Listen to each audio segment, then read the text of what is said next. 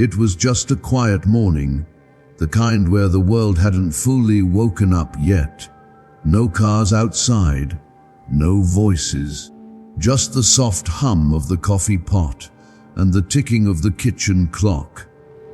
And yet, something felt heavy, like the silence wasn't empty, it was holding something. Maybe you've felt that too. You've lived long enough to know that not all battles are loud. Some of them live behind your ribs. Some of them come in the middle of the night, when you stare at the ceiling and wonder if anyone sees what you're carrying. But here's what I want to tell you, something I believe with every piece of my being. Your silence has not gone unnoticed. Your quiet prayers, your unspoken grief, the strength it took to keep showing up when no one applauded. All of that is written, and not just anywhere, but in a heavenly record that bears your name. Archangel Michael knows, because while others saw your stillness as weakness, heaven saw it as power. This message isn't for the ones who always speak loudly or take the stage. This is for you, the quiet warrior, the faithful heart, the one who stood firm when the world forgot your name. And if you're here right now, listening to these words, it's not by accident, because today, heaven wants to remind you your silence is not your shame, it is your sword. There's a man I used to see every Sunday at the small church near my hometown. His name was Marvin. He never led a service, never sang in the choir. He always sat in the fourth pew from the back, hands folded, eyes closed, quiet, constant, gentle. Most people didn't notice him. He didn't speak much, didn't push to be heard. But when the service ended, he'd stay behind, silently picking up bulletins, straightening hymnals, making sure the sanctuary looked cared for. One day, a young man from the church told me, "I don't remember any sermons, but I remember Mr. Marvin. He showed up when no one asked him to." And I think about that often, because Marvin lived what so many forget. Faith isn't always loud. Sometimes it's simply being steady when no one's watching. In a world obsessed with visibility, it's easy to feel like what we do in silence doesn't matter. But heaven sees differently. Heaven doesn't count volume, it weighs devotion. You may not be the one with the microphone. You may not have thousands of followers or big stages.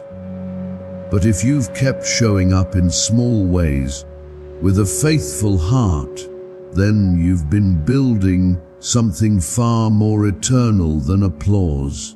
There is a strength in being steady, in being dependable, in being present even when no one notices. Because that's where real impact begins, not in the noise, but in the quiet. And the ones who choose quiet obedience over loud recognition, they're the ones Archangel Michael draws near to. They carry a different kind of power. In the next part, we'll talk about why Michael, the great protector of heaven, has a special place in his mission for the ones who walk in silence. If you ever picture Archangel Michael, maybe you imagine a shining warrior, armor gleaming, sword raised, ready to conquer darkness. But what most people don't realize is that Michael's greatest battles aren't always loud. Many of them happen in silence, in hidden places, in hearts that quietly refuse to give up. Michael doesn't just fight for nations or prophets. He watches over those the world overlooks, The widows, the caretakers, the prayerful souls who whisper hope even when their voices shake. I once met a woman named Diane. She was 72, caring for her husband who had slipped deep into Alzheimer's. Every morning, she helped him get dressed, made him tea, and listened patiently as he asked the same questions over and over again. She told me, "Some days, I feel invisible, like I'm fading." But I looked her in the eyes and said, "You're not invisible to heaven." That's who Michael stands beside, not just kings and warriors, but the ones like Diane, the quiet heroes, the ones who don't seek recognition but carry light anyway. Because Michael doesn't respond to volume, he responds to faithfulness. The ones who pray when no one listens, who forgive without an apology, who love without needing credit. Those are the ones he protects fiercely. He doesn't just guard what's visible, he guards what's eternal in you. So if you've ever wondered whether anyone sees the effort it takes to simply keep going, know this: Archangel Michael has, and more than that, he's been standing watch, because you don't need to fight every battle alone. You were never meant to. In the next part, we'll talk about those moments you felt invisible and how heaven honored you most in the seasons when the world seemed silent. There's a certain kind of H that doesn't come from pain, but from being unseen. You can be surrounded by people and still feel invisible. You can give your best years, your love, your time, your strength, and feel like no one truly noticed. I remember a man named George. He was a janitor at a local high school for nearly 30 years. Never missed a shift, always showed up early. He knew every student's name, even if they didn't know his. When he retired, only a handful of people came to his farewell. No big speech, no spotlight. But years later, one of those students, now a teacher, shared something at a school assembly. He said, "Mr. George wasn't just a janitor.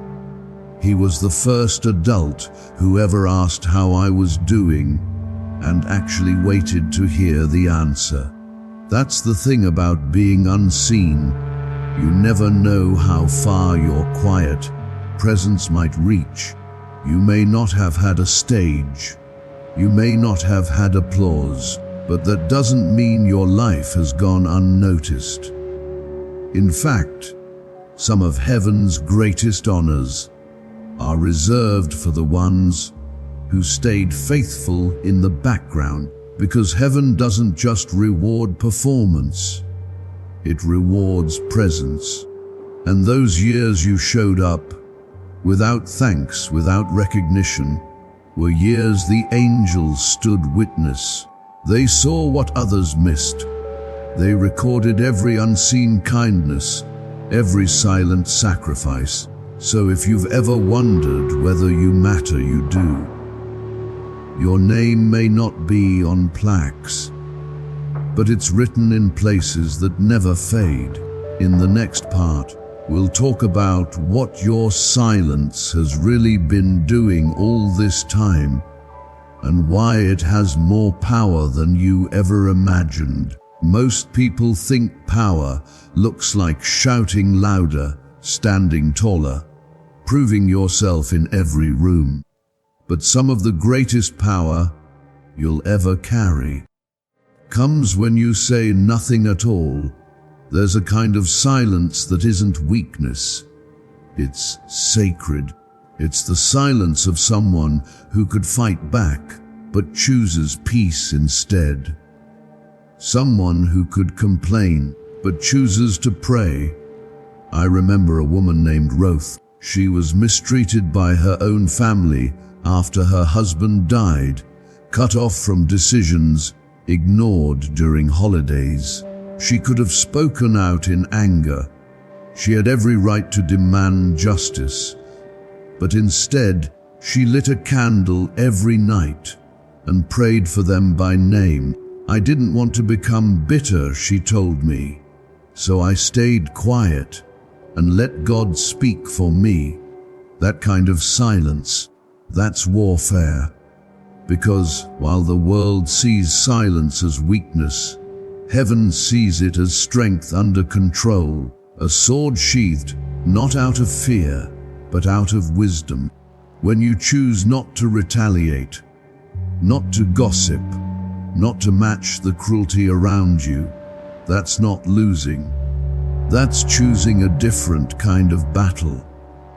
One that shifts things in the spirit. Your silence becomes your sword. It slices through cycles of pain. It interrupts generations of drama. It carves space for something new to grow, something holy. So the next time you hold your tongue, or choose peace over proof, or forgive instead of fight, remember, you're not doing nothing. You're doing the very thing darkness can't understand. You're walking in divine authority. And in the next part, we'll talk about why the enemy fears that kind of silence and how your quiet endurance is reshaping your future in ways you can't yet see. You might not realize this, but the enemy isn't threatened by noise. He's threatened by quiet strength. The enemy knows how to handle panic, chaos, and loud emotions. But what throws him off, what truly shakes the darkness, is a soul that stays steady, a heart that doesn't react, but remains anchored.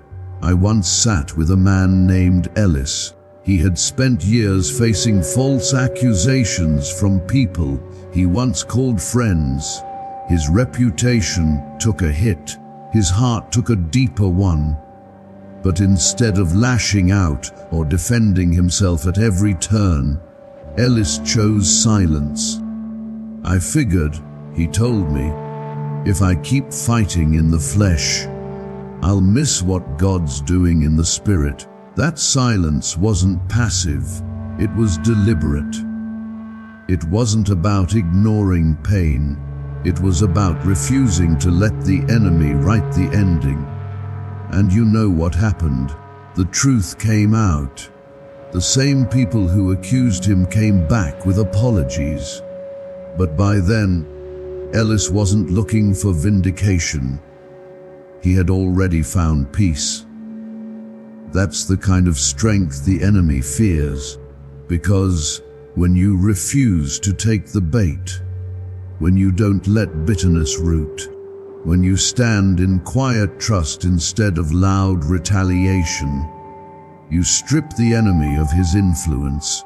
You make space for God to move in ways you never could on your own. The battle isn't always about who's louder. It's about who lasts longer, and those who walk in silence with faith often outlast the very storm sent to break them. So if you've ever wondered whether your endurance mattered, let me assure you, it does.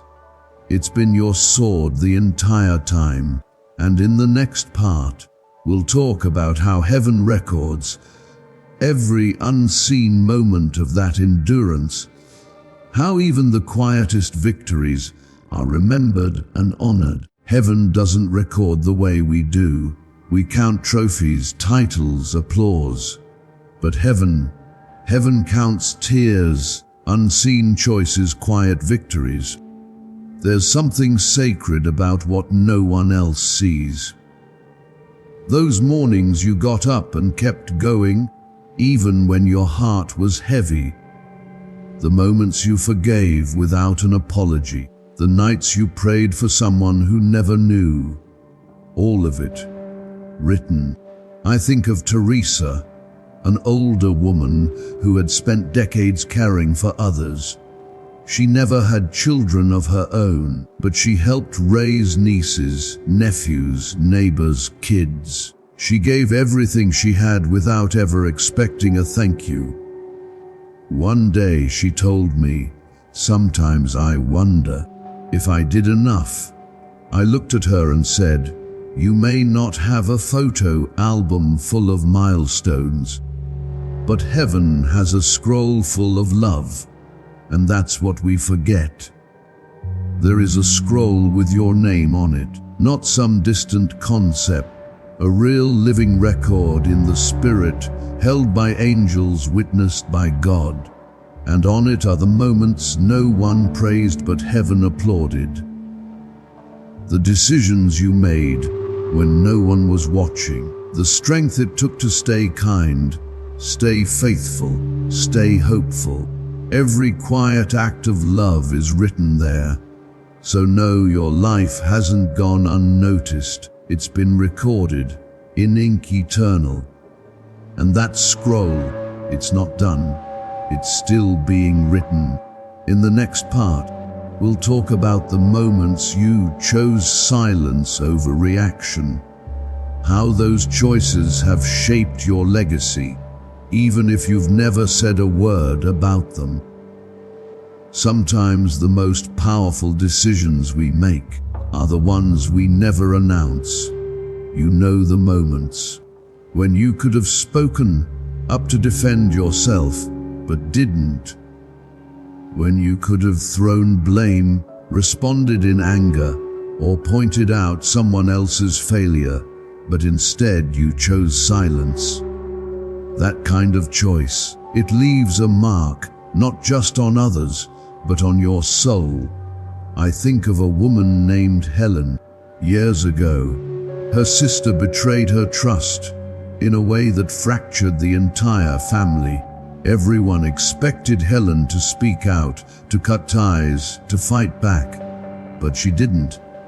"I stayed quiet," she told me, "because I didn't want to pass down bitterness to the next generation." Her silence wasn't avoidance. It was wisdom, a boundary, a weapon she used to protect something sacred, peace. And here's the thing, silence isn't always the absence of voice. Sometimes it's the presence of restraint, the maturity to know that some battles aren't worth your breath, and some words don't deserve your energy. That kind of silence builds legacy, because every time you choose not to retaliate, you teach the people around you how to handle pain with grace. Every time you choose stillness over outrage, you show the next generation that strength doesn't always shout. Helen's granddaughters never heard the story, but they grew up in the peace her silence created. That's the beauty of a quiet spirit. It echoes louder than we think. So if you've ever wondered whether holding your tongue mattered, it did. It shaped an atmosphere. It rewrote patterns. It planted seeds of healing. And in the next part, we'll talk about something even deeper. The way your silent prayers, whispered into the dark, are still alive and working. Have you ever whispered a prayer so quietly, even you wondered if heaven heard it? Not the big, bold ones, but the ones said through tears, through exhaustion, the ones where words barely formed, but your heart was wide open. Those are the prayers that never die. I remember a man named Joseph. Every night for over 20 years, he prayed the same prayer: "God, bring my son home." His son had walked away from the family, got lost in addiction, moved from place to place, didn't speak to anyone for years. Joseph never talked much about it. He didn't post on social media. He didn't ask for attention. He just kept praying quietly, faithfully, night after night. And then one day a letter came, handwritten, from his son. It said, "I don't know why, but I woke up with this sudden urge to write you. I feel like someone's been pulling me back." That someone was a father on his knees. You see, silent prayers don't disappear into the air. They move through time, through generations, through heaven's heart.